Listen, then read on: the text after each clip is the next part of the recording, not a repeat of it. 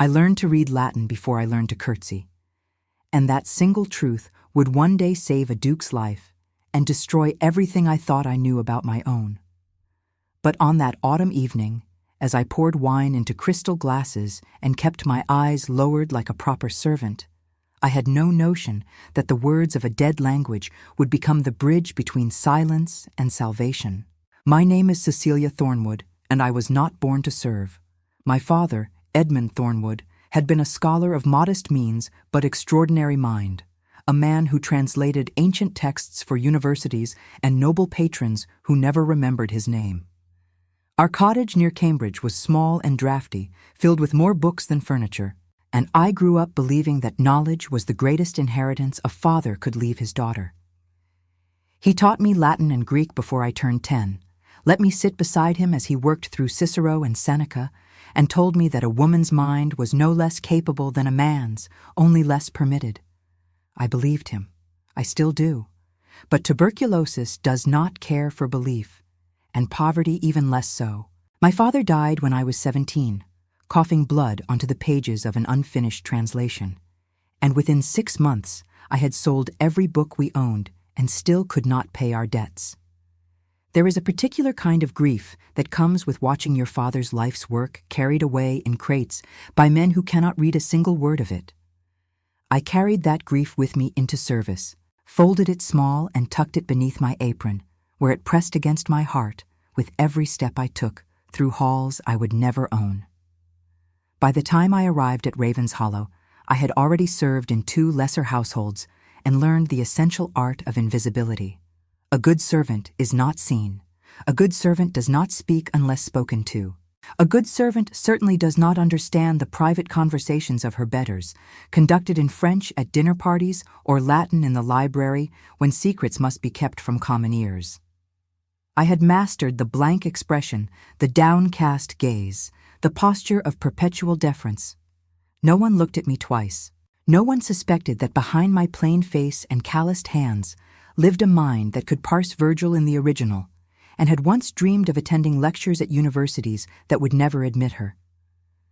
Ravenshollow was the grandest house I had ever entered.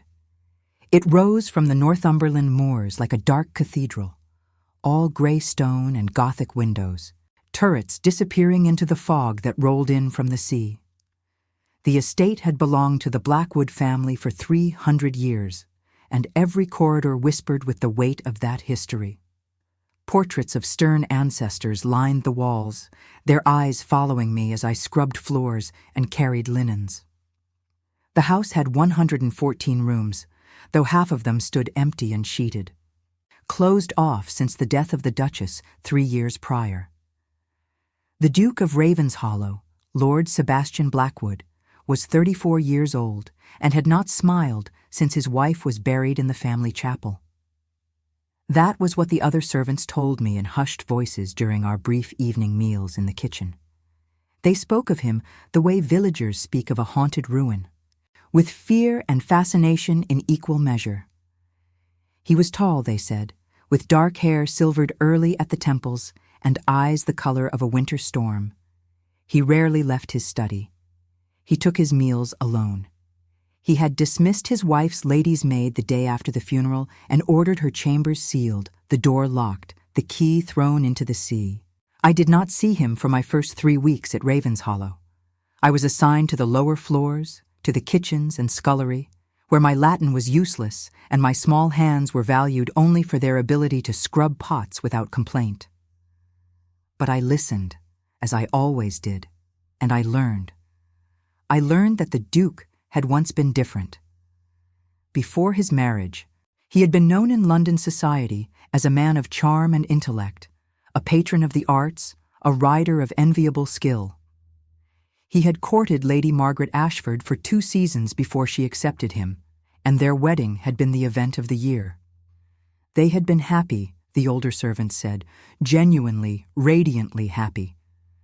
And then she had died in childbirth, along with the son who never drew breath, and Sebastian Blackwood had become a ghost haunting his own house.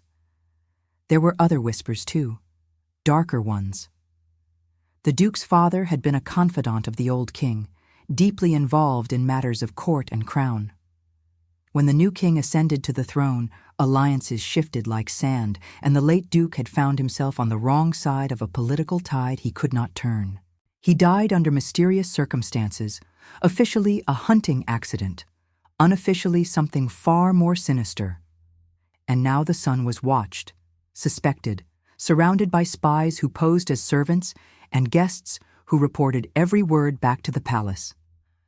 The Duke of Ravenshollow was loyal, some said. The Duke of Ravenshollow was a traitor, others countered. No one knew the truth except perhaps the Duke himself, and he spoke to no one.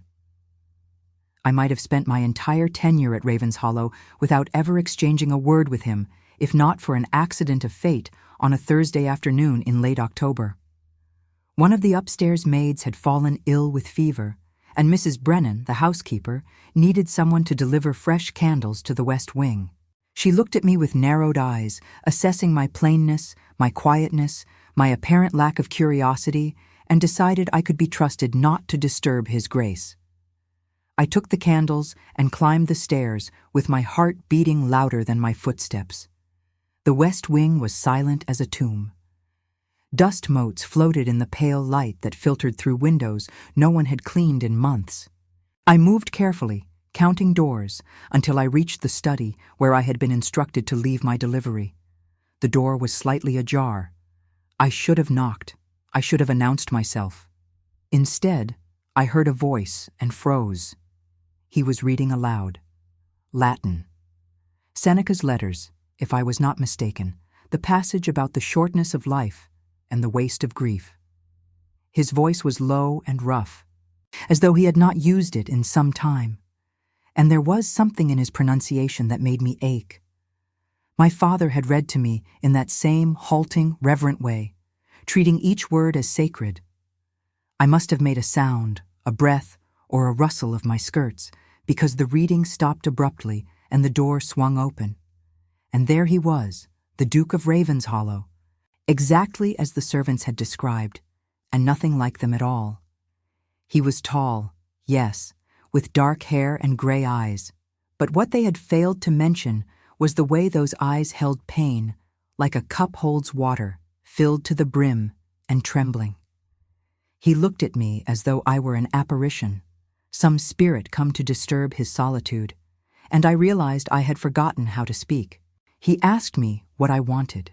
His voice was not unkind, merely tired, the voice of a man who had exhausted his capacity for emotion and now operated on habit alone. I lifted the candles in explanation, and something flickered across his face, perhaps amusement, perhaps irritation, before he stepped aside to let me enter. The study was a sanctuary of books.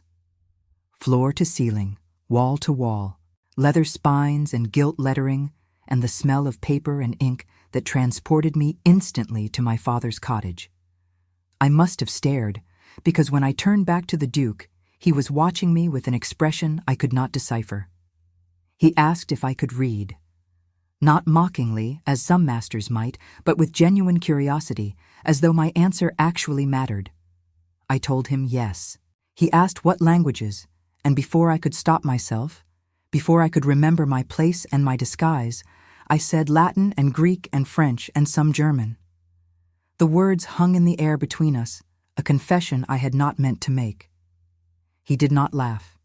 He did not dismiss me. He simply nodded, slowly, and told me to return the next day at the same hour.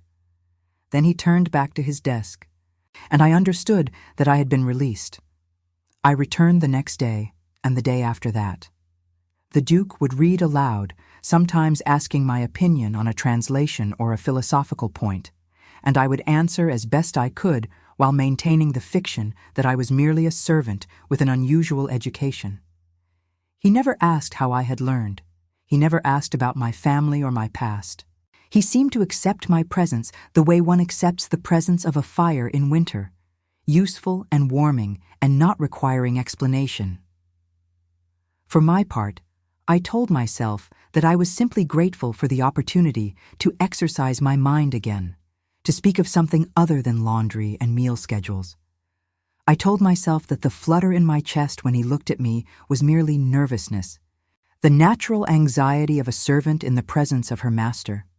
I was lying, of course, but I did not yet know it. The king's visit was announced in early November, arriving by royal messenger on a gray morning that smelled of coming snow. The household erupted into chaos. Rooms were unsealed and aired, silver polished, linens washed and pressed. Mrs. Brennan walked the halls with a face like a storm cloud, counting inventories and issuing orders with military precision. The Duke himself emerged from his study more frequently, meeting with his steward and his solicitor, his expression unreadable, but his movements tense. I understood, as the other servants did not, what this visit truly meant. The king was not coming to honor the Duke. He was coming to judge him, perhaps to accuse him, perhaps worse.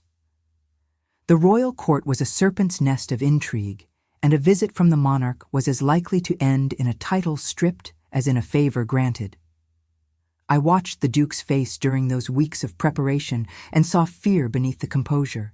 He knew what I knew. He was walking toward a trial he might not survive. The night of the royal arrival, I was assigned to serve in the Great Hall. I had been chosen, Mrs. Brennan informed me, because I was quiet and plain and unlikely to attract attention. I accepted the assignment with the same blank expression I had perfected over years of service, though inside I was trembling. I would be close to the king himself, close to the men who whispered in his ear, close to danger I could not name but could feel, pressing against my skin like the air before a thunderstorm. The great hall of Ravenshollow had been transformed. Hundreds of candles blazed in chandeliers and candelabras, casting dancing shadows on walls hung with tapestries depicting hunts and battles. A fire roared in the massive hearth, and the long table was set with the finest plate and crystal the house possessed. The Duke stood at the head of the hall, dressed in black velvet, his face a mask of courtesy as he welcomed his sovereign. The king was a small man with cold eyes and a smile that never reached them. He entered with an entourage of advisors and guards, each one carrying themselves with the arrogance of those who borrow power from greater men. They filled the hall with noise and movement, and I pressed myself against the wall, invisible, watching. Dinner proceeded with excruciating formality. I poured wine and removed plates and kept my gaze on the floor, but I listened. I always listened. The king spoke of trivial matters, hunting and horses and the tedium of country living. The Duke responded with appropriate deference. The advisors ate and drank and said nothing of consequence. It was theater, I realized. Elaborate, dangerous theater with the script yet to be revealed. It happened near the end of the meal. The king leaned toward one of his advisors, an older man with a face like a blade, and spoke in a low voice that nonetheless carried in the sudden lull of conversation. He spoke in Latin, smooth and fluent, clearly expecting no one else at the table to understand. Claudite portas, nemo exeat vivus, lock the doors, let no one leave alive. My blood turned to ice. I stood frozen with a wine decanter in my hands, staring at nothing, my mind racing. The other servants continued their work, oblivious. The nobles at the table chatted on, unaware. Only I had understood. Only I knew that the king had just ordered the death of every person in this room, beginning, I was certain, with the Duke. I looked at Sebastian Blackwood, at the man who had shared Seneca with me, and never asked why I could understand, and I made a choice. Later, I would wonder what madness possessed me. Later, I would question whether I had acted out of loyalty or love, or simply the wild impulse of a scholar's daughter who had read too many stories of heroism and sacrifice. But in that moment, there was no thought at all. There was only movement. I dropped the decanter. It shattered on the stone floor with a crash that silenced the room, and in the chaos of servants rushing to clean the mess, I slipped toward the Duke's chair. I leaned close, as though apologizing for my clumsiness, and whispered the only words that mattered. They mean to kill you tonight. The king ordered it in Latin. You must leave. Now. His eyes met mine, and in them I saw first confusion, then understanding, then something that might have been gratitude. He gave no outward sign of alarm. He simply rose from his chair, announced that he felt unwell, and begged His Majesty's forgiveness for retiring early. The king's smile tightened almost imperceptibly, but he waved his permission. The Duke walked out of the great hall with measured steps, and I watched him go, knowing that I had just committed treason against my sovereign. I did not know that he would be waiting for me in the servants' corridor, or that he would take my hand and pull me into the darkness of the passage I had not known existed behind the kitchen wall. I did not know that we would run through tunnels carved by his ancestors for just such emergencies, our breath echoing off damp stone, the sounds of shouting and slamming doors fading behind us. I did not know that by morning we would be miles from Raven's Hollow, hiding in a woodcutter's abandoned cottage, and that my life as a servant would be over forever. All I knew, as the darkness swallowed us and the Duke's hand gripped mine with desperate strength, was that I had saved him, and that whatever came next, I could not bring myself to regret it. The cottage smelled of rotting wood and old smoke, but to me it smelled like safety. We arrived as the first pale light of dawn crept through the trees, both of us soaked from crossing the river that marked the edge of the Raven's Hollow estate, both of us shivering with cold and the aftermath of terror. The Duke released my hand only when we were inside, the door barred behind us, and even then he stood at the single grimy window for a long moment, watching the tree line as though expecting the king's men to emerge from the shadows at any instant. I busied myself with practical matters because practical matters were the only thing keeping me from collapsing entirely.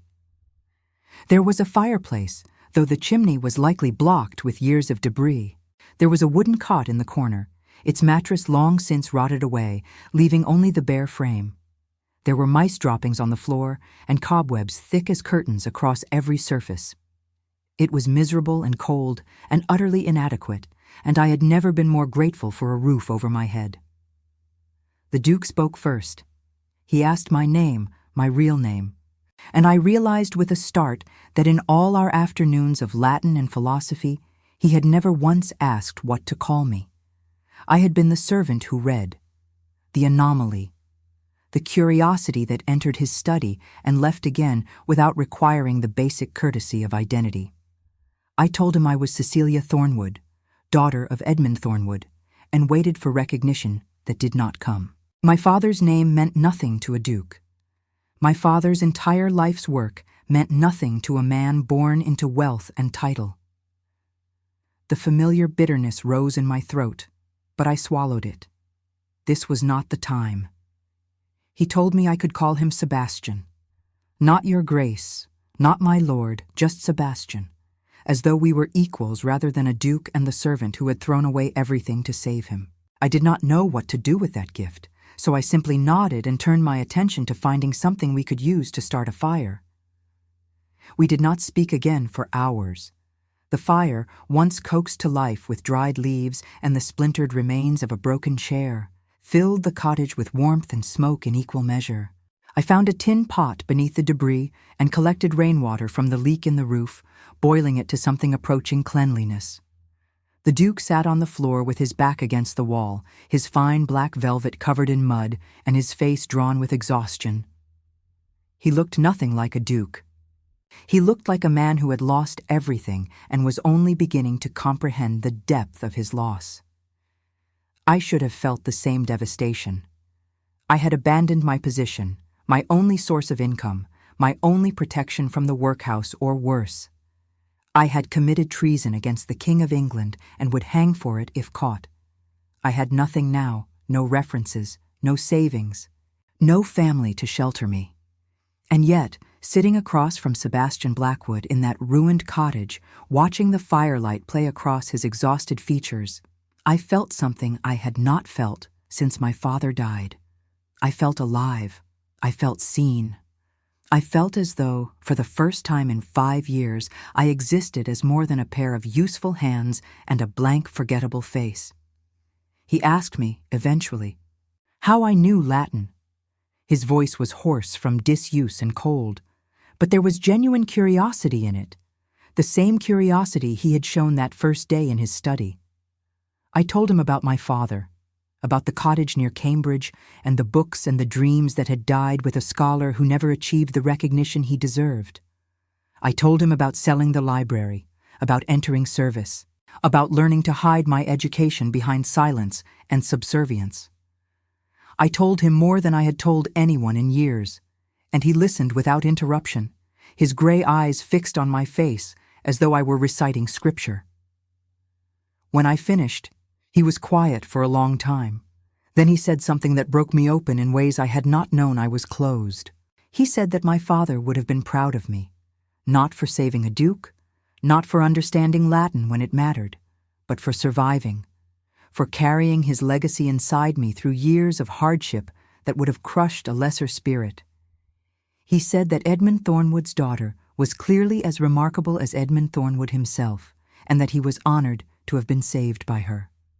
I wept. I had not wept since my father's funeral, had not allowed myself the luxury of tears when there was work to be done and survival to secure.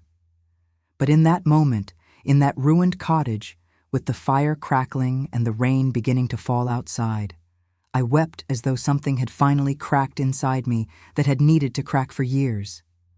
And Sebastian Blackwood, the cold and grieving Duke of Ravenshollow, crossed the small space between us and sat beside me and let me cry against his shoulder until I had no tears left. We stayed in the cottage for 3 days. The rain continued without mercy, turning the forest floor to mud and making travel impossible. Sebastian told me that his family had prepared for emergencies like this for generations, that there were safe houses and hidden caches throughout the countryside, established during times of political upheaval when noble families could fall from favor overnight. This cottage was the first refuge on a route that would eventually lead us to a ship on the northern coast, a ship that could take us to France or Holland or wherever the king's reach could not follow. I asked him if he intended to flee England forever. He did not answer immediately, and when he did, his voice was heavy with a grief that had nothing to do with the present danger. He told me about his wife, Margaret.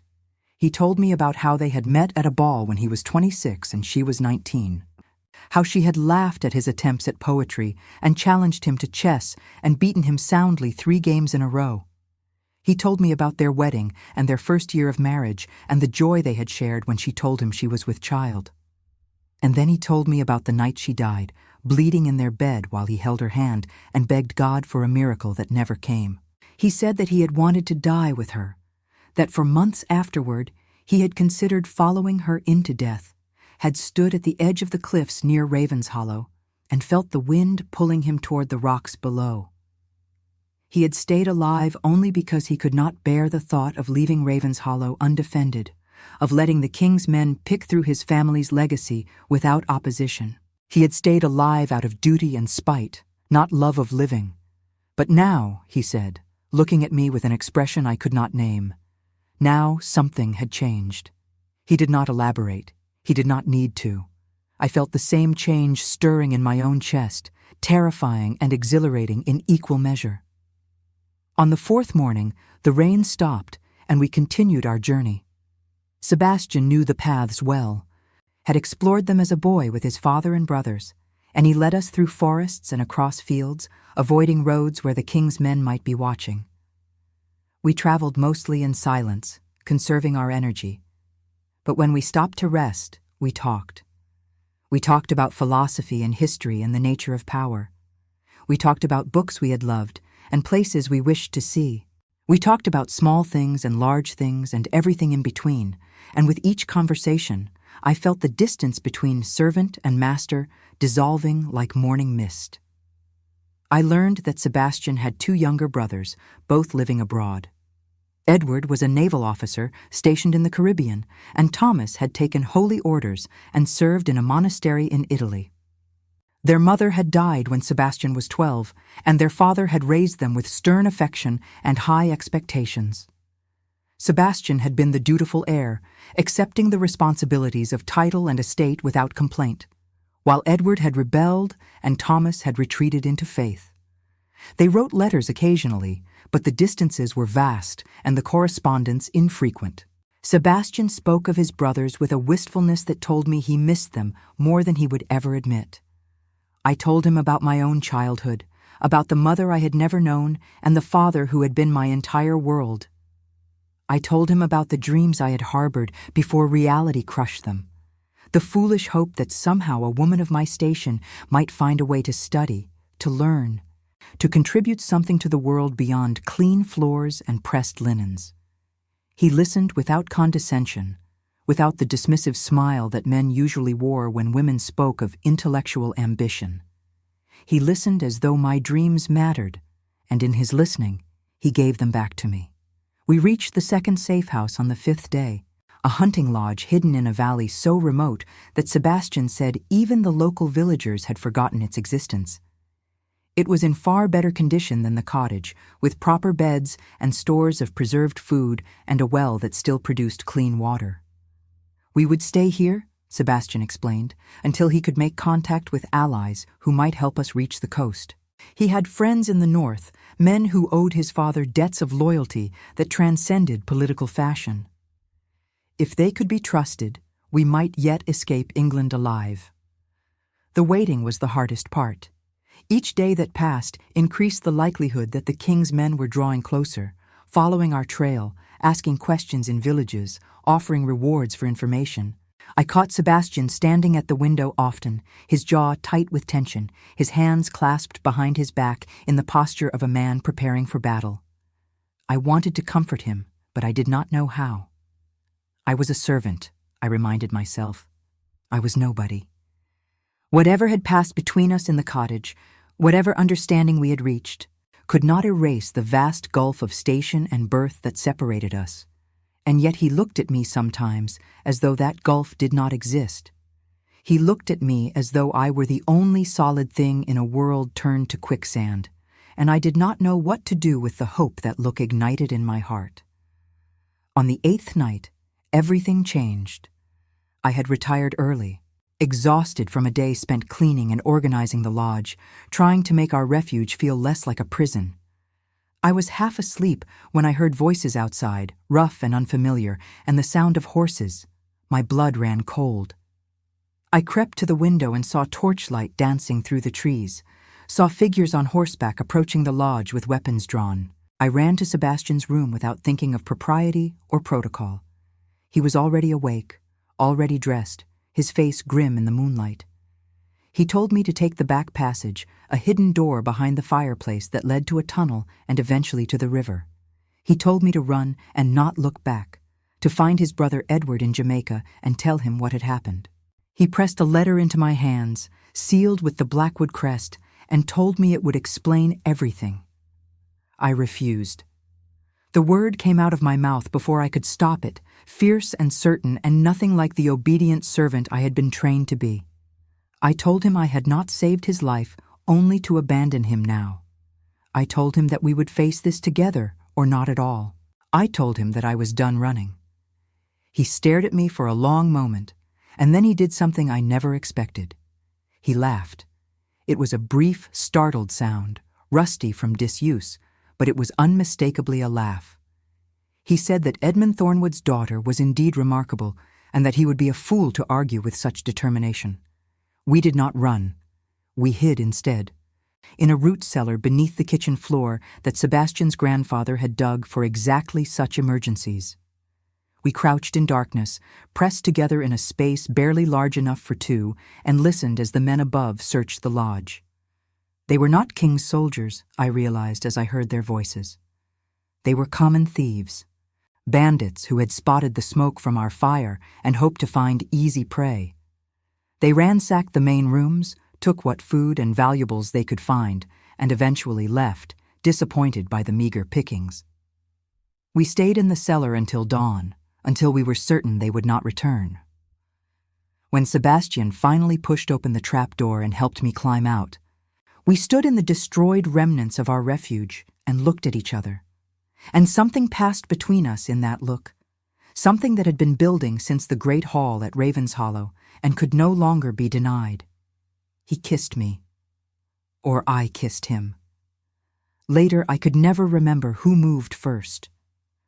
I only remembered the shock of it, the warmth of his mouth on mine, the way his hands trembled as they cupped my face. It lasted only a moment, a single breath of connection before we pulled apart. But in that moment, everything I had told myself about duty and station and impossibility crumbled to dust. He apologized. He said he had no right. He said I must think him a monster, taking advantage of a woman who had sacrificed everything for his sake. I told him to be quiet. I told him that I had wanted that kiss as much as he had, perhaps more. I told him that I did not know what we were to each other or what we could become, but that I was tired of pretending I felt nothing. We did not speak of it again for days. There was too much to do, too much danger pressing in from all sides. But something had shifted between us, a barrier fallen that could not be rebuilt. When we walked closer together. When we talked more honestly. When our hands brushed accidentally, we did not pull away. I was falling in love with him. I knew it was madness. I knew that even if we survived this flight, even if we reached safety and freedom, there could be no future for a duke and a servant girl. Society would never accept it. His family would never accept it. The law itself conspired against such unions, marking them as invalid, their children as illegitimate. I knew all of this, and still I fell. Because Sebastian Blackwood did not look at me and see a servant. He looked at me and saw Cecilia Thornwood, daughter of a scholar, keeper of languages, saver of dukes. He looked at me and saw someone worth seeing. And after 5 years of invisibility, that was a gift beyond measure. On the 12th day, a rider came. He was an old man, weathered by decades of hard living, and he wore the livery of no house, but carried a signet ring that Sebastian recognized at once. His name was Bartholomew Gray, and he had served Sebastian's father before Sebastian was born. He had received word of the Duke's flight through channels too secretive to explain and had come to offer aid. There was a ship, Bartholomew said. It would sail from Whitby Harbor in 5 days, bound for Amsterdam. The captain was loyal, the crew discreet. If we could reach the coast in time, we could leave England behind and start again in a land where the English king's wrath could not follow. Sebastian thanked him with a formality that could not disguise his emotion. He asked about Ravenshollow, about the servants, about what had happened after our escape. Bartholomew's face darkened. The king's men had ransacked the estate, he said. They had found nothing, because there was nothing to find, but they had arrested several servants for questioning. Mrs. Brennan was among them, accused of complicity in the Duke's treason. I thought of Mrs. Brennan, who had shown me no particular kindness, but no particular cruelty either, and felt guilt settle into my stomach like a stone. She was suffering because of me. They all were. I had saved one life and endangered many others, and I did not know if the scales balanced. Sebastian saw my face and understood. He took my hand, there in front of Bartholomew, with no care for propriety, and told me that I had done what was right. He told me that Mrs. Brennan and the others would be released when no evidence was found. He told me that I should not carry guilt for the king's tyranny. I wanted to believe him. I wanted to believe that the scales balanced, that my choice had been noble rather than selfish. But doubt is a persistent creature, and it followed me as we prepared for the final leg of our journey. It whispered that I had not saved Sebastian Blackwood out of abstract justice or servant's loyalty. I had saved him because I had already, without knowing it, begun to love him, and I did not know if love was enough to justify what I had done. The road to Whitby wound through moorland so desolate it seemed the edge of the world, and perhaps it was. I had never been so far north, never seen landscapes so raw and untouched by human ambition. And there were moments during that journey when I forgot we were fleeing for our lives and simply marveled at the savage beauty surrounding us. The heather had turned brown with autumn, spreading like a vast rusted sea beneath skies that shifted from pewter to violet to the deep gray of old bruises. Wind swept across the open land with nothing to stop it, carrying the salt smell of the distant sea and the promise of freedom or ruin. Bartholomew had provided horses, sturdy northern breeds accustomed to rough terrain, and we rode through the days with few stops, eating in the saddle, speaking only when necessary. Sebastian had transformed since Bartholomew's arrival. The exhausted fugitive who had sat beside me in the ruined cottage was gone, replaced by a man of purpose and determination. He rode ahead of me, scanning the horizon for threats, consulting maps with Bartholomew during our brief rests, making decisions with the confidence of someone born to command. I watched him become the Duke again, and I felt the distance between us growing with every mile. It was foolish to have expected anything different. The kiss in the hunting lodge had been a moment of weakness, born of fear and relief and the strange intimacy of survival. Now that help had arrived, now that escape was within reach, Sebastian Blackwood would remember who he was and who I was not. He would be grateful, certainly. He might even provide for me once we reached Amsterdam, find me a position in some merchant's household where my languages could be useful. But gratitude was not love, and provision was not partnership. I had been a servant long enough to know the difference. On the third night of our journey, we stopped at an inn. It was a risk, Bartholomew acknowledged, but the horses needed rest, and so did we. The inn was small and rough, catering to farmers and travelers of modest means, the sort of place where a duke would never set foot under normal circumstances. But Sebastian had shed his fine clothes days ago, wearing now the simple wool and leather of a country gentleman, and with the mud of the road obscuring his aristocratic bearing, he passed well enough for an ordinary man. Bartholomew secured 2 rooms, one for himself and Sebastian, one for me. The innkeeper barely glanced at us, more interested in our coin than our identities, and soon we were seated in the common room with bowls of thin stew and tankards of ale that tasted of smoke and copper. I ate without tasting, too tired to care about the quality of the food, and watched the other patrons with the wariness of prey among predators. None of them paid us any attention. We were invisible, just 3 more weary travelers seeking shelter from the wind. Sebastian excused himself early, claiming exhaustion, and retired to his room. I stayed in the common room longer, unable to face the solitude of my own small chamber with its narrow bed and drafty window. The fire crackled in the hearth, and I stared into its flames as though they might reveal some answer to the questions that plagued me. What would become of me in Amsterdam? What would become of us? Was there even an us to speak of, or had I invented that connection from loneliness and longing? A voice interrupted my reverie. One of the patrons, a man with a weathered face and kind eyes, had approached my table. He asked if I was traveling alone, and when I said no, he nodded and asked no more. But he sat down across from me, uninvited, and began to speak of other things. He was a merchant, he said, trading wool between Yorkshire and the Scottish border. He had a wife and 3 daughters, all of them determined to marry above their station, and he indulged them because he remembered being young and full of impossible dreams. I listened more than I spoke, grateful for the distraction. He asked what brought me north, and I told him a half-truth, that I was seeking employment in a household near the coast. He nodded sympathetically and said that times were hard for young women without family, that the world was not kind to those who must make their own way. He said it without pity, merely as observation, and I appreciated his plainness. When I finally retired to my room, I found I could not sleep. The bed was uncomfortable, the walls thin enough to hear every creak and murmur from neighboring rooms, and my mind would not quiet. I thought of my father, of the life we had shared before illness and poverty destroyed it. I thought of the books I had loved and lost, the dreams I had buried in the same grave as Edmund Thornwood. I thought of Sebastian's face in the firelight, the way he had looked at me as though I mattered. A knock on my door startled me so badly I nearly cried out. I crept to the door on silent feet, my heart pounding, and asked who was there.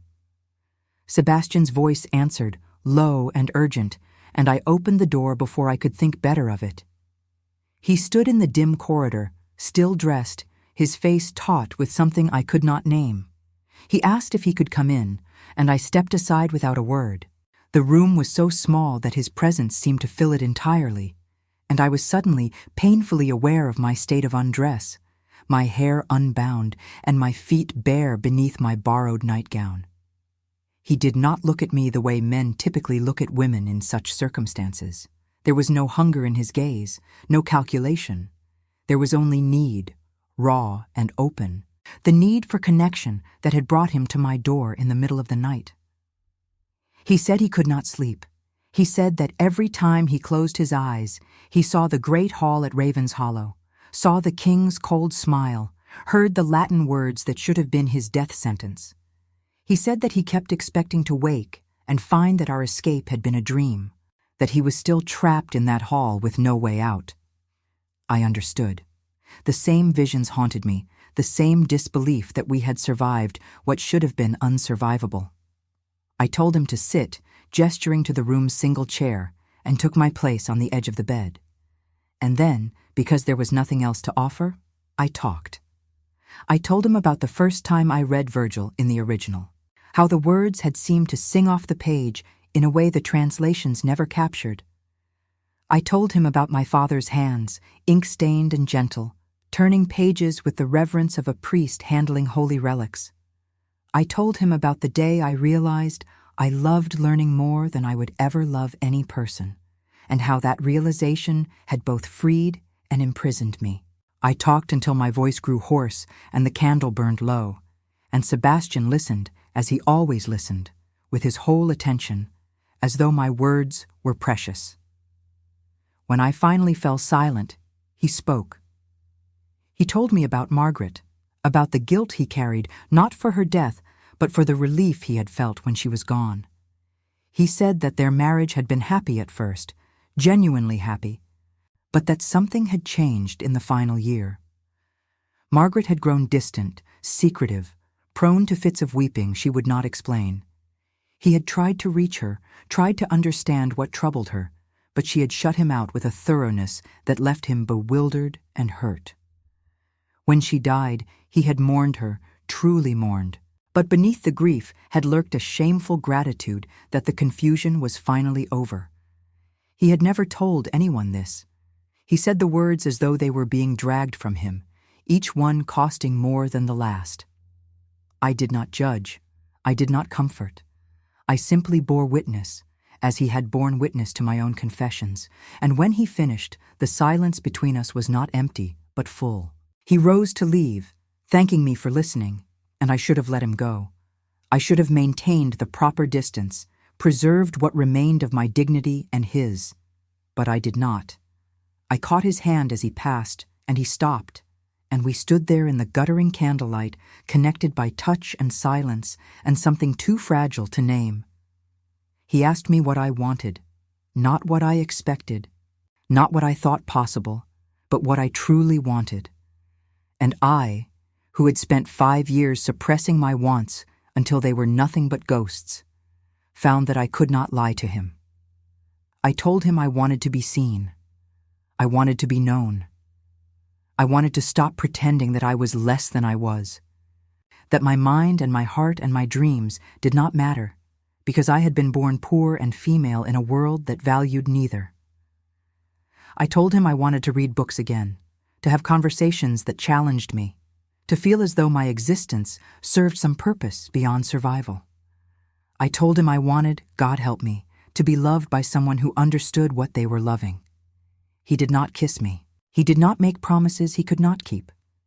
He simply lifted my hand to his lips and pressed a kiss to my knuckles, gentle and reverent, and said that I deserved all of those things and more. Then he left, closing the door softly behind him, and I stood in the darkness with my hand still warm from his touch and wept for reasons I could not fully explain. We reached Whitby on the evening of the 5th day. The town clung to the cliffs like a creature refusing to be swept into the sea, its narrow streets winding steeply toward the ruined abbey that crowned the headland. The harbor was full of fishing boats and merchant vessels, their masts swaying against a sky streaked with the last colors of sunset. Somewhere among those ships was our salvation, the vessel that would carry us away from England and everything we had known. Bartholomew led us to a boarding house near the waterfront, run by a widow named Mrs. Whitmore, who asked no questions and expected no answers. Our rooms were small but clean, and for the first time since Raven's Hollow, I slept in a proper bed with proper sheets and woke without the immediate fear of discovery. We would wait here, Bartholomew explained, until the ship was ready to sail. 2 days, perhaps 3. The captain needed time to secure provisions and a favorable tide. Those days of waiting were a strange interlude, suspended between flight and freedom. Sebastian could not risk being seen in public, so he remained in his room, pacing like a caged animal, while I was sent out to purchase supplies and gather what news I could from the town.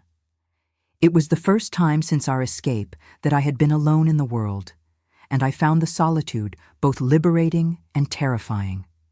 Whitby was a town accustomed to secrets. Smugglers had used its hidden coves for generations, and the locals had learned not to notice what they should not see. I moved through the market and the shops with my head down and my ears open, listening for any whisper of pursuit. There were soldiers in town, I learned, but they were searching for Scottish agitators, not fleeing dukes. The king's men had apparently focused their hunt further south, following false trails that Bartholomew's allies had laid. For the moment, we were safe. I brought this news to Sebastian on the second evening, along with fresh bread and cheese and a bottle of wine I had purchased with the last of my coins. He received me in his room with a smile that made my heart stutter, and we sat together by the window, watching the lights of the harbor flicker in the gathering dusk. He asked me what I would do in Amsterdam. I told him I did not know. I told him I supposed I would seek employment, perhaps as a governess or a translator, anything that would use my education rather than waste it. He was quiet for a moment, and then he said something that stopped my breath. He said he did not want me to be a governess. He said he did not want me to disappear into some merchant's household and spend the rest of my life teaching children who would never appreciate what they were learning.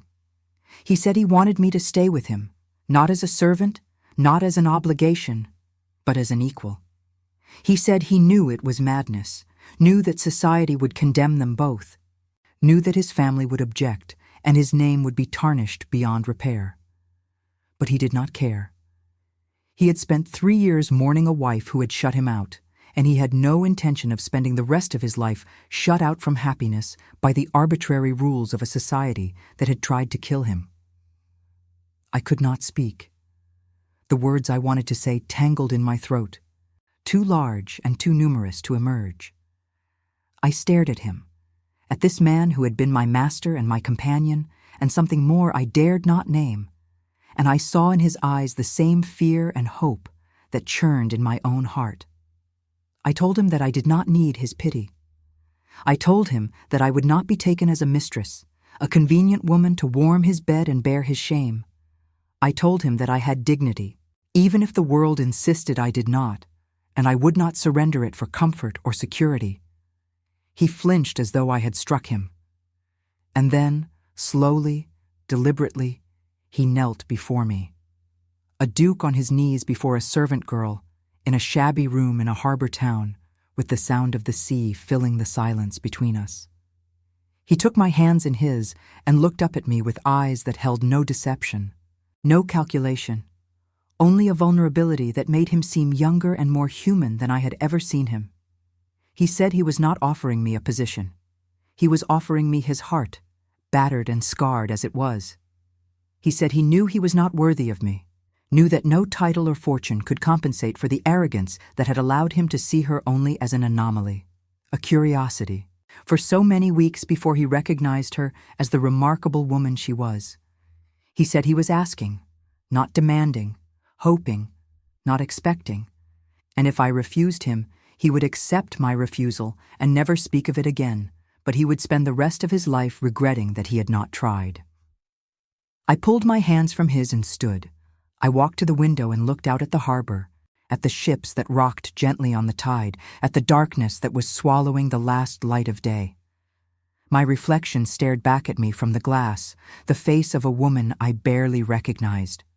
She looked stronger than I felt, braver, more certain. I asked him what he imagined our life would be.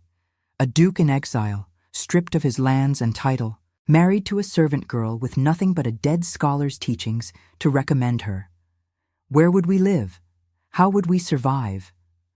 What would we do when the world discovered that Sebastian Blackwood had thrown away his legacy for a woman so far beneath him that society would not even grant her the dignity of scorn? He rose and came to stand behind me, close enough that I could feel the warmth of his body, not touching, not presuming, simply present. He said he did not know. He said that for the first time in his life, he was facing a future without a map, without the certainty of inheritance and obligation that had guided his every step since birth. He said it terrified him, but he said that the terror was nothing compared to the emptiness he felt when he imagined that future without me in it. I turned to face him. We stood inches apart, breath mingling, the moment suspended like a held note in a symphony. And I made my choice. I told him yes. The kiss that followed was nothing like the first. It was not born of desperation or relief, but of decision, conscious and deliberate. His arms came around me and mine around him, and we held each other in that shabby room as though the world outside had ceased to exist. For a few precious moments, there was no king hunting us, no society waiting to condemn us, no uncertainty about what tomorrow would bring. There was only this, only us. We did not share a bed that night. Sebastian was old-fashioned enough to insist on propriety, even in exile, and I loved him more for it. He left me at my door with a kiss on my forehead and a promise to speak with Bartholomew in the morning about finding a clergyman in Amsterdam who might marry them quietly, without questions. I lay awake for hours afterward, staring at the ceiling, hardly daring to believe that this was real.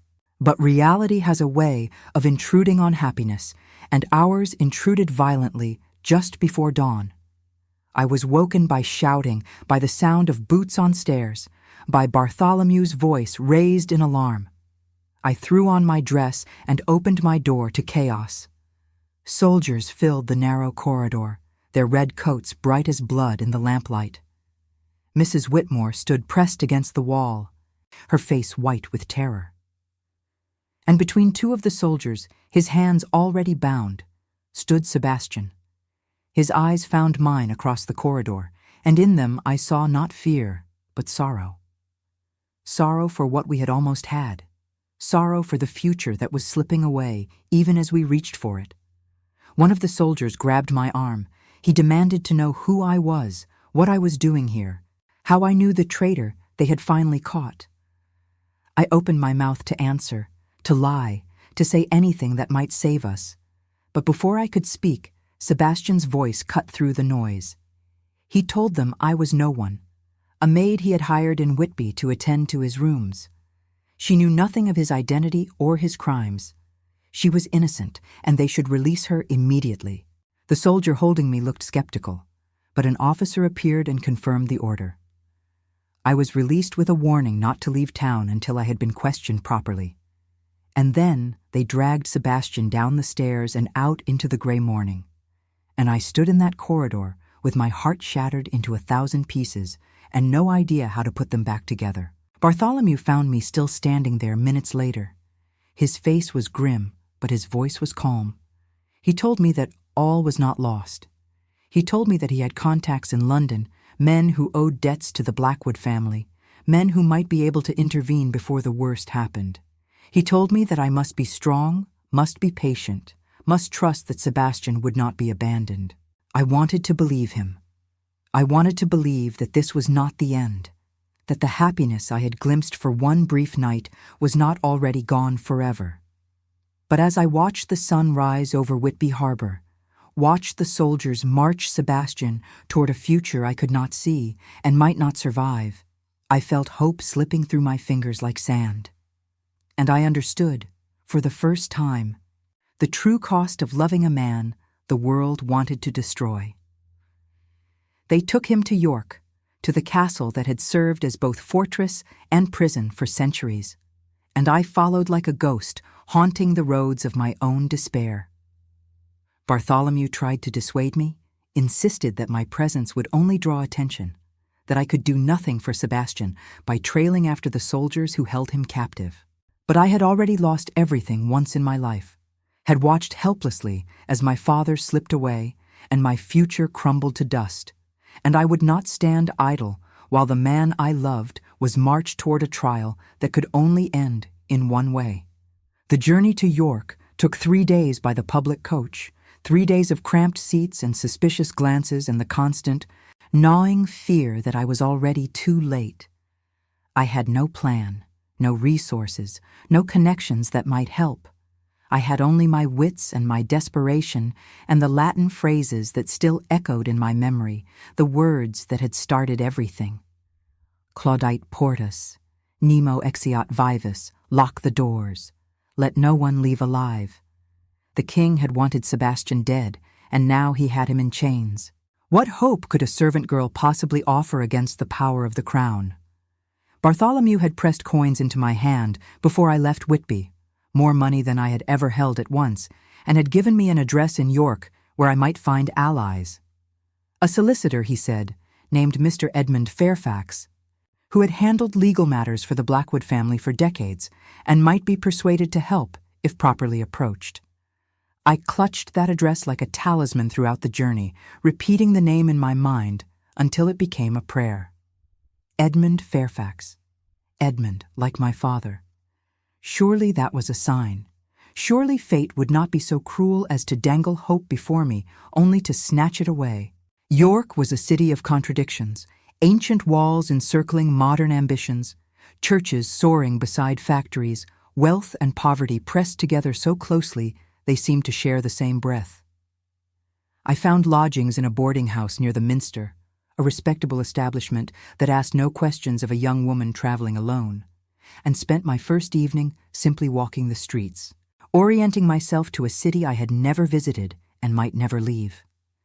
The castle loomed on its hill across the river, its gray stones dark against the evening sky, and I stared at it until my eyes burned, wondering which window belonged to the cell where Sebastian lay. Mr. Edmund Fairfax received me the following morning with the courteous skepticism of a man accustomed to desperate visitors. His offices occupied the upper floor of a building near the courts, cramped rooms overflowing with papers and legal volumes that reminded me painfully of my father's cottage. He was elderly, stooped, with spectacles perched on a nose that had clearly been broken at least once, and he listened to my story with an expression that revealed nothing. When I finished, he was silent for a long moment. Then he asked a question I had not expected. He asked how I had understood the king's Latin when no one else in the hall had recognized it. I told him the truth about my father, about my education, about the years of hiding my knowledge behind a servant's mask. He nodded slowly, as though this confirmed something he had suspected, and then he told me something that changed everything. The king's case against Sebastian Blackwood was built on forged documents, letters supposedly written by the Duke, pledging allegiance to foreign powers and promising military secrets in exchange for gold. The letters had appeared 3 months before the king's visit to Raven's Hollow, conveniently discovered by a servant who had since disappeared. The king's advisors had declared them authentic, and Sebastian had been condemned without trial, without opportunity to defend himself, on the basis of evidence he had never seen. But Mr. Fairfax had seen the letters.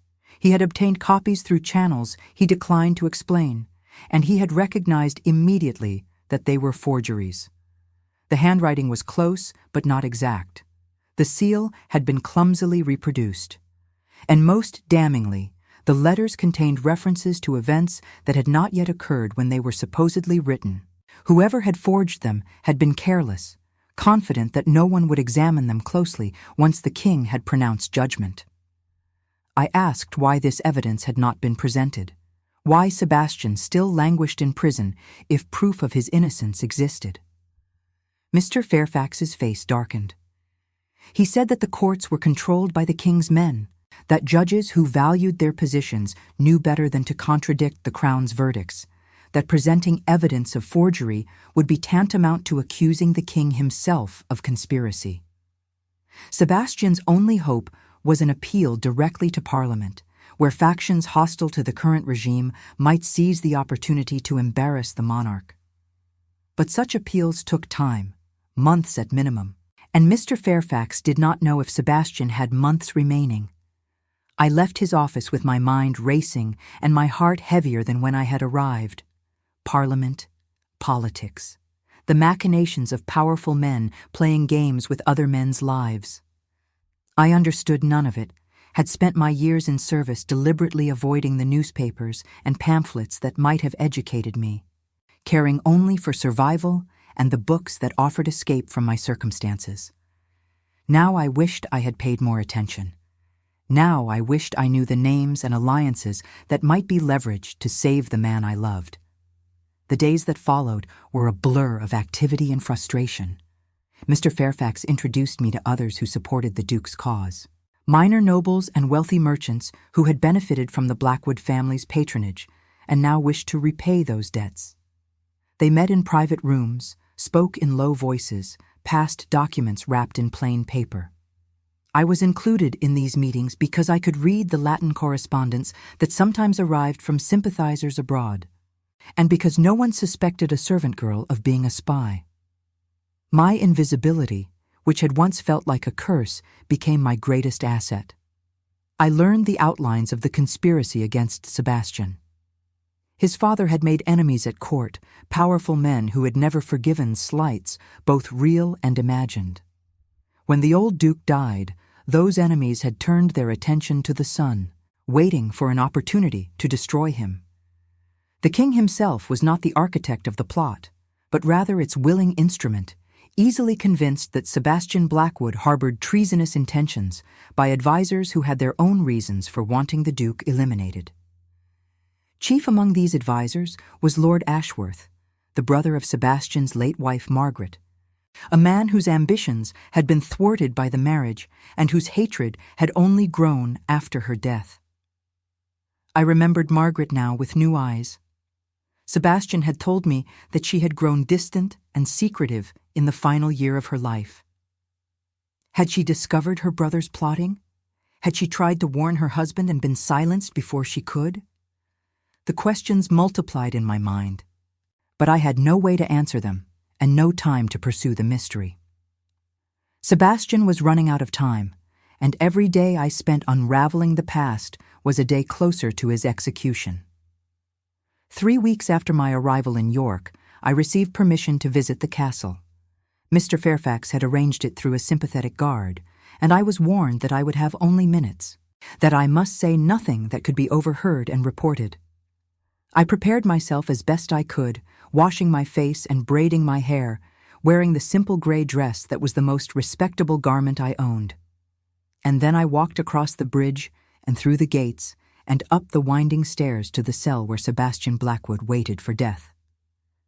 He looked older than I remembered, though only a month had passed since Whitby.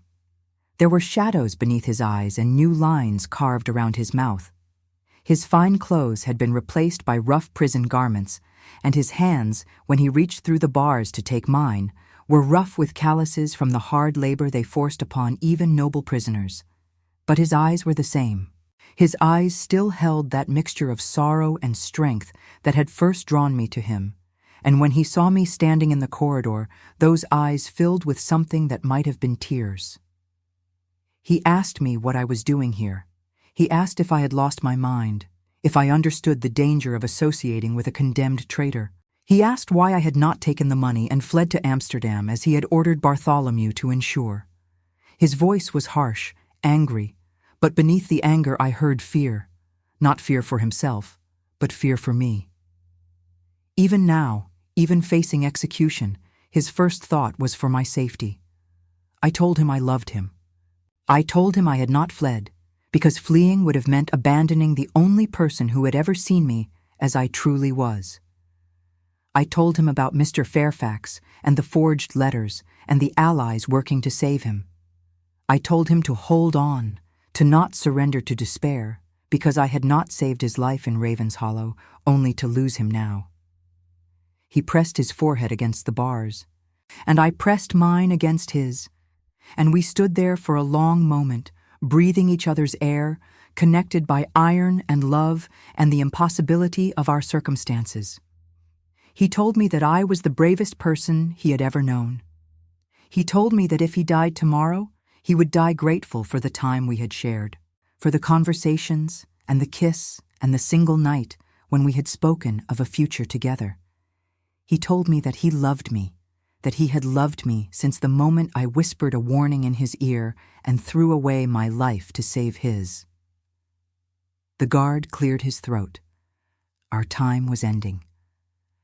I pulled back from the bars and looked at Sebastian one last time, memorizing his face, storing every detail in my heart against the darkness ahead. I promised him I would not stop fighting. I promised him I would find a way. And then I turned and walked down the stairs and out of the castle, my composure held together by nothing but will, until I reached the privacy of my boarding house room and shattered completely. The breakthrough came a week later, from a source none of us had expected. A letter arrived for Mr. Fairfax, delivered by private messenger and sealed with a crest I did not recognize. He read it in silence, his expression shifting from suspicion to astonishment to something approaching hope. When he finished, he looked at me with new eyes. The letter was from the Dowager Countess of Ashworth, Margaret's mother, Lord Ashworth's mother, a woman who had reason to support the conspiracy against Sebastian and no reason at all to help him. Yet here she was, offering evidence that would destroy her own son. She had discovered, the letter explained, documents proving that Lord Ashworth had forged the treasonous letters. She had found them hidden in his study after he departed for London, and though the discovery had broken her heart, she could not allow an innocent man to die for her son's ambition. She was old, she wrote, and had not many years remaining. She would not face her God with the blood of Sebastian Blackwood on her conscience. There was more.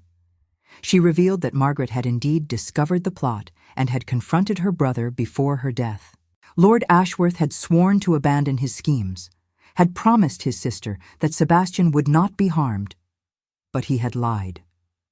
And the stress of knowing, of carrying a secret she dared not share with her husband for fear of starting a war between their families, had contributed to the complications that took her life in childbirth. The Dowager Countess had pieced this together from Margaret's diaries, which she had found hidden in a chest of keepsakes after her daughter's death. I wept when Mr. Fairfax told me. I wept for Margaret, who had loved her husband enough to try to protect him and had died carrying a burden that should never have been hers alone.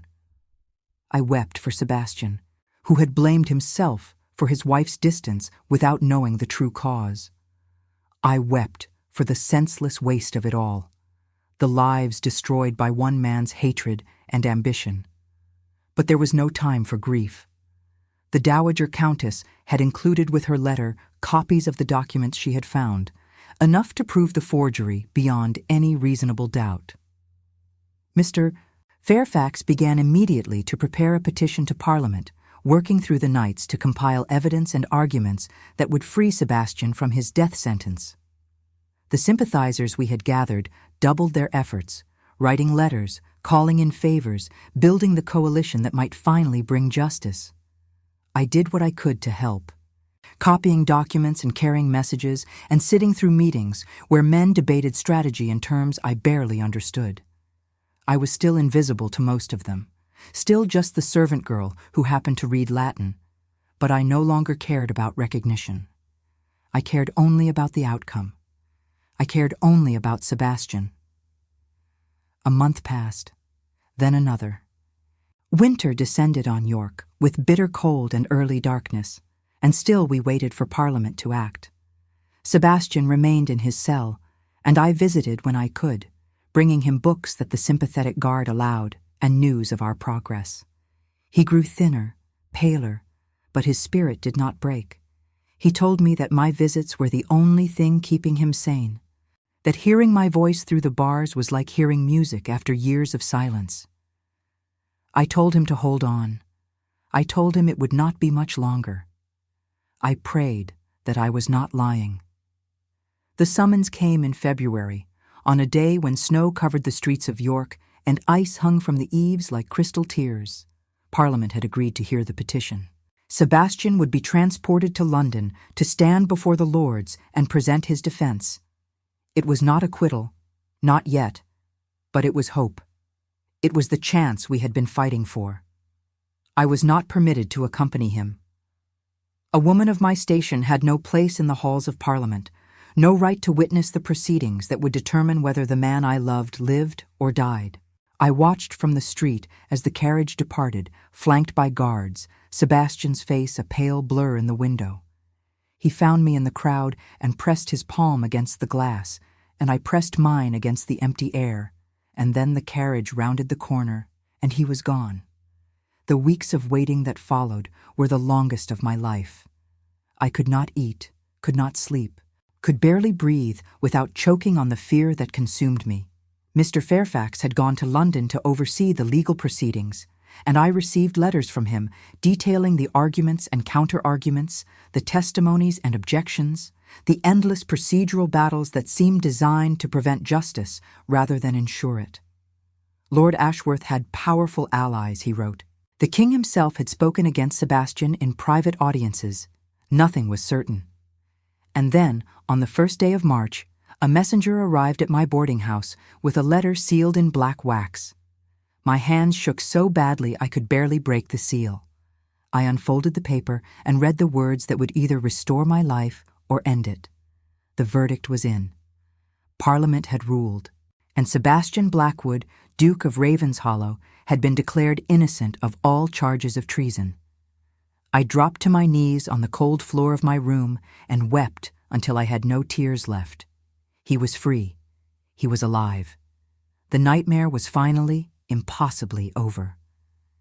But as I read further, I discovered that freedom had come at a cost. Lord Ashworth, facing arrest for his crimes, had fled England for the continent. The king, humiliated by the exposure of the plot, had retreated into sullen silence, nursing grievances that would no doubt surface again in years to come. And Sebastian, though exonerated, had lost nearly everything. Ravenshollow had been seized by the crown during his imprisonment and would not be returned. His fortune had been depleted by legal fees and bribes. He was a duke in name only, with no estate, no income, and no prospects. Mr. Fairfax's letter ended with a question.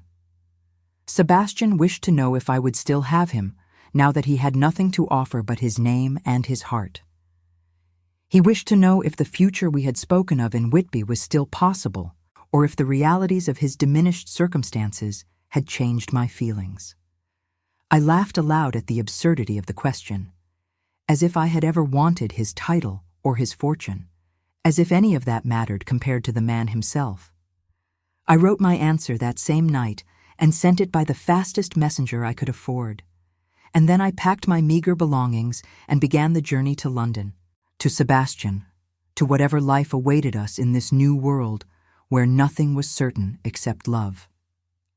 I found him standing in a churchyard in Cheapside, beneath a sky the color of old pewter, and for a moment I simply watched him from the gate, afraid that if I moved too quickly he might dissolve like mist in morning sun.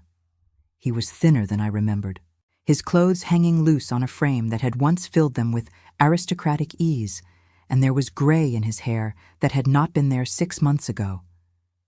But he was alive. He was free. And when he turned and saw me standing there, his face transformed in a way that made every mile of my journey, every sleepless night, every moment of terror and despair, worth enduring. He crossed the churchyard in 3 strides and gathered me into his arms with a ferocity that stole my breath. I buried my face against his chest and inhaled the scent of him, wool and soap and something indefinably his, and I felt the last of the walls I had built around my heart crumble into dust. We stood there for what might have been minutes or hours, holding each other in the shadow of a church neither of us had ever entered, while London moved around us with its noise and bustle and utter indifference to the miracle taking place in its midst. When we finally pulled apart, Sebastian cupped my face in his hands and looked at me as though memorizing every feature. He told me I was more beautiful than he remembered. He told me that my letters had been the only light in the darkness of his cell, that he had read them so many times the paper had worn thin at the creases. He told me that he had been afraid, in those final weeks, that I would come to my senses and realize that a ruined duke was no prize worth claiming. I told him he was a fool. The word came out fiercer than I intended, rough with emotion, and he laughed. That same rusty, startled laugh I had heard in the hunting lodge a lifetime ago. I told him that I had not fallen in love with a title or an estate or the promise of fine gowns and gilded carriages. I had fallen in love with a man who read Seneca aloud in an empty study, who looked at a servant girl and saw a scholar, who had knelt before me in a shabby room and offered his heart with no expectation that I would accept it. That man was still standing before me, and I would not let him go. He kissed me then, there in the churchyard, with pigeons cooing on the rooftops and a flower seller calling her wares on the street beyond. It was not a proper kiss, not the sort of kiss a lady should accept from a gentleman in public view. But I was not a lady, and propriety had long since ceased to govern my choices. I kissed him back with all the longing of the months we had been separated, and when we finally broke apart, both of us breathless, I saw tears on his cheeks that matched the ones on mine. The weeks that followed were a strange mixture of joy and uncertainty. Sebastian had taken lodgings in a modest house near Lincoln's Inn, 2 small rooms that would have fit inside the entrance hall of Ravenshollow, with space to spare. He had dismissed his remaining servants, unable to pay their wages, and was learning to fend for himself with the awkwardness of a man who had never before needed to boil water or sweep a floor. I moved into a neighboring boarding house, close enough to see him daily, but distant enough to preserve what remained of my reputation, though I cared little for reputation now. Mr. Fairfax had managed to salvage some portion of Sebastian's fortune, funds that had been held in trust and could not be seized by the crown. It was enough to live on, modestly, if we were careful. Enough to rent a small house and perhaps hire a single servant. Enough to survive, though not to flourish. Sebastian spoke of finding employment, perhaps as a translator or a tutor, positions that would have been unthinkable for a duke, but were perfectly respectable for a gentleman of reduced circumstances. I told him I would work as well, that 2 incomes would stretch further than one, that I had not spent 5 years in service only to become a burden now.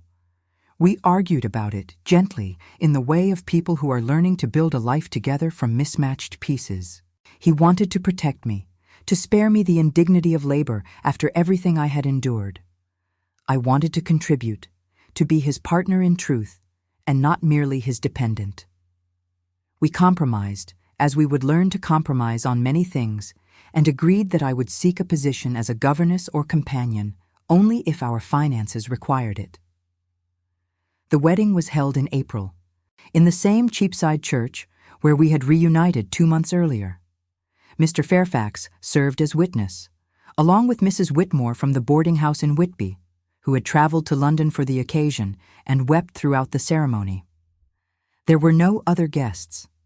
Sebastian's brothers were too far away to attend, and the society that had once welcomed him would never acknowledge a marriage so far beneath his station.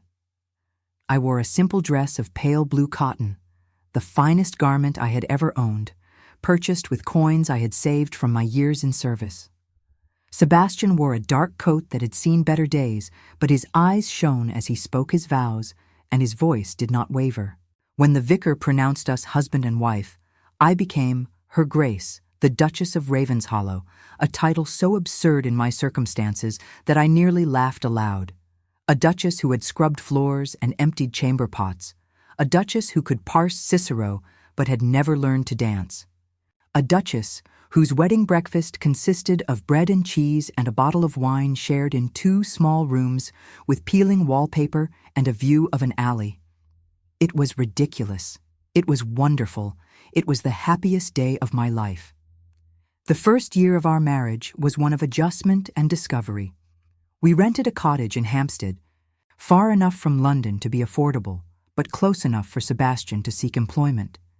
He found work as a translator for a publishing house, rendering French and German texts into English for a wage that would have been an insult to the Duke of Ravenshollow, but was a lifeline to Sebastian Blackwood, gentlemen. I kept our small household running, cooking and cleaning and managing our meager budget with the skills I had learned in service.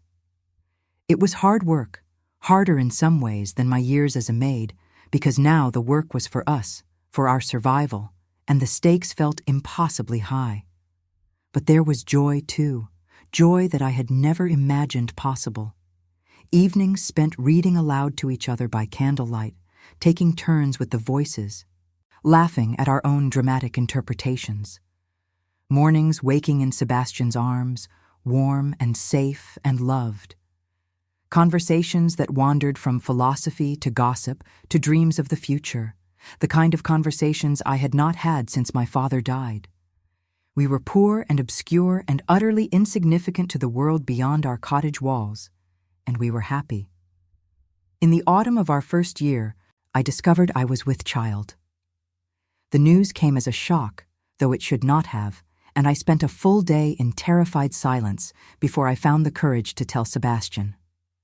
I remembered Margaret, remembered how she had died in childbirth, remembered the son who had never drawn breath.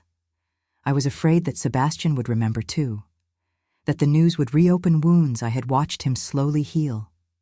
But when I told him, his face did not darken with grief. It lit with a joy so pure and unguarded that I forgot my fear entirely.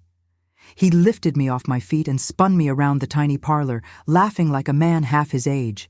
And when he set me down, he knelt before me as he had knelt in Whitby and pressed his lips to my still flat belly and whispered promises to the child within. He promised to love and protect and cherish. He promised to be present, to be worthy, to be everything his own father had been and more. He promised, and I believed him. The pregnancy was difficult.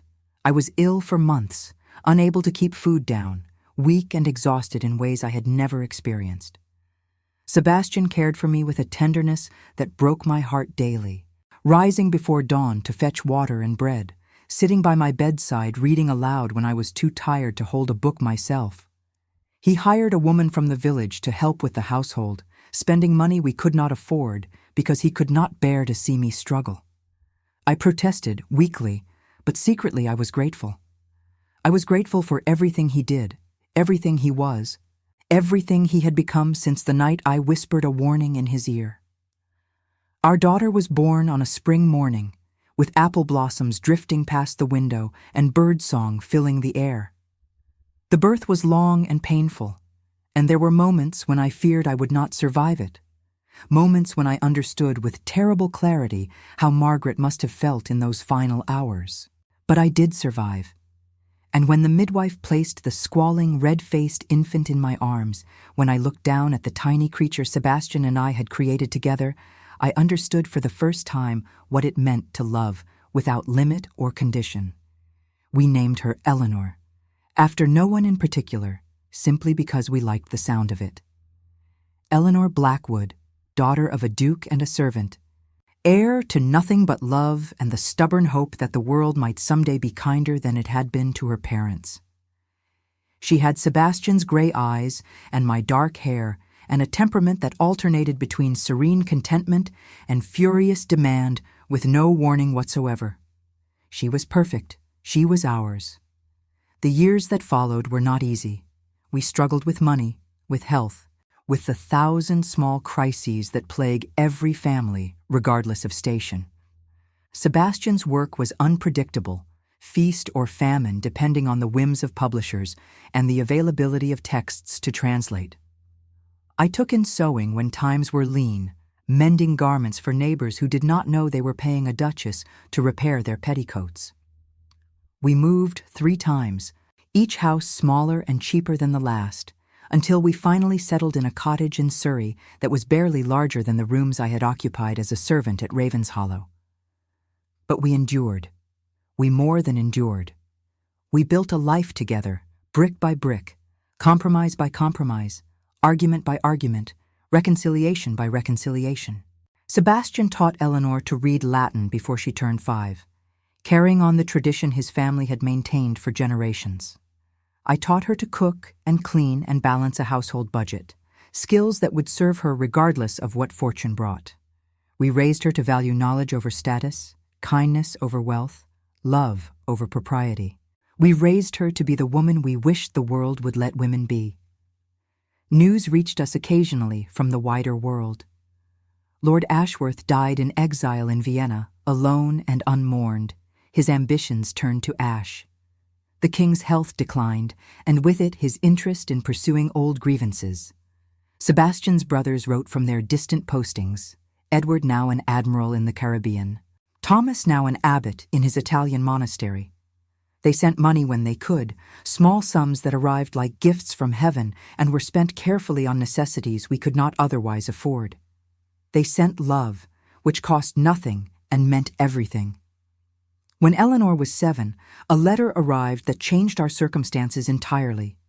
The king had died, and his successor, eager to distance himself from the excesses of the previous reign, had ordered a review of all seizures conducted under suspicion of treason. Ravenshollow was to be returned to its rightful owner. Sebastian Blackwood was once again, in truth as well as name, the Duke of Ravenshollow. I remember the day we returned to the estate.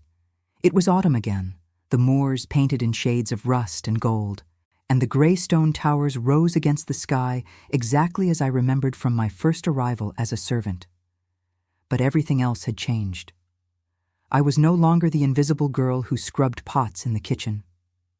I was the Duchess, walking through the front entrance on the arm of my husband, our daughter skipping ahead of us with the careless joy of a child who does not yet understand the weight of history. The servants lined the entrance hall to greet us, new faces mostly, hired by the steward who had maintained the house during its years of crown possession. I looked at them, at their downcast eyes and deferential postures, and I saw myself as I had once been. I made a silent vow that day. I would never forget where I had come from. I would never treat these men and women as less than human, as invisible, as merely useful hands. I would remember, and I would ensure that our household was different. The years at Ravenshollow were the fullest of my life. Sebastian recovered his health and his spirits, throwing himself into the management of the estate with an energy I had not seen since before his imprisonment.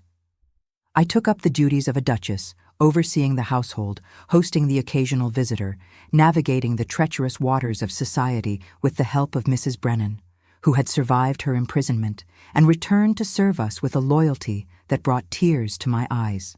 Eleanor grew into a young woman of remarkable intelligence and compassion, fluent in 4 languages and utterly unimpressed by the title she would never inherit. There were more children after Eleanor. A son, Edmund, named for my father, who had Sebastian's quiet intensity and my love of books. A daughter, Margaret, named for the woman whose secret had nearly destroyed us all, who had her aunt's gentle spirit and a determination that surprised us all. The nursery that had stood empty since the first Margaret's death was filled with laughter and chaos and the particular brand of joy that only children can create. I am writing this now in the library at Ravenshollow, the same library where I first heard Sebastian reading Seneca aloud, the same library where our story truly began. I am 53 years old, my dark hair streaked with silver, my hands worn from decades of work and love. Sebastian sits across from me, reading a letter from Edmund, who has taken a position at Cambridge, the university that would never have admitted his mother, but has welcomed his son with open arms. Eleanor is visiting with her own children, 2 girls who have their grandmother's eyes and their grandfather's laugh. Margaret is in London, pursuing studies in medicine that would have been impossible a generation ago, but are merely unusual now. I have lived a life I never imagined possible. I have loved and been loved, struggled and triumphed, lost everything and found it again in forms I never expected. I have been a scholar's daughter and a servant and a fugitive and a duchess, and all of these identities live within me still, layered like the pages of a book that tells a story only I can fully read. Sometimes, late at night, when the house is quiet and Sebastian sleeps beside me with his hand resting on my hip as it has for 30 years. I think about the girl who stood in the great hall at Ravenshollow and heard a king order a murder in Latin. I think about the choice she made in that moment, the choice that set everything else in motion. She could not have known what would follow. She could not have imagined the pain and the joy, the loss and the love, the long and winding path that would lead her here, to this library, to this life, to this man who saw her when she was invisible and loved her when she had nothing to offer but herself. I think about her, that frightened girl with her secret education and her hidden dreams, and I want to tell her that it will be worth it. Every moment of terror, every night of despair, every time she wondered if she had made a terrible mistake, it will all be worth it in the end. Because love, I have learned, is not a single grand gesture. It is not a rescue or a proposal or a wedding in a cheapside church. Love is the accumulation of 1,000 small choices made day after day, year after year, in the face of uncertainty and hardship and all the forces that conspire to tear us apart. Love is Sebastian bringing me tea when I am tired. Love is arguing about money and finding our way back to each other before the sun sets. Love is watching our children grow and knowing that we created something that will outlast us both. I set down my pen and look across the library at my husband, at the man who was once a cold and grieving duke and is now simply Sebastian, the other half of my heart. He feels my gaze and looks up from his letter, and his face softens into the smile he reserves only for me, the smile that still makes my breath catch after all these years. He asks what I am writing. I tell him I am writing our story. He asks if it has a happy ending, and I look around the library, at the books that have been my companions since childhood, at the fire crackling in the hearth, at the sounds of our grandchildren playing somewhere in the distance. I tell him yes. It has the happiest ending I could have imagined. And it is still being written, day by day, choice by choice, love by love, until the very last page.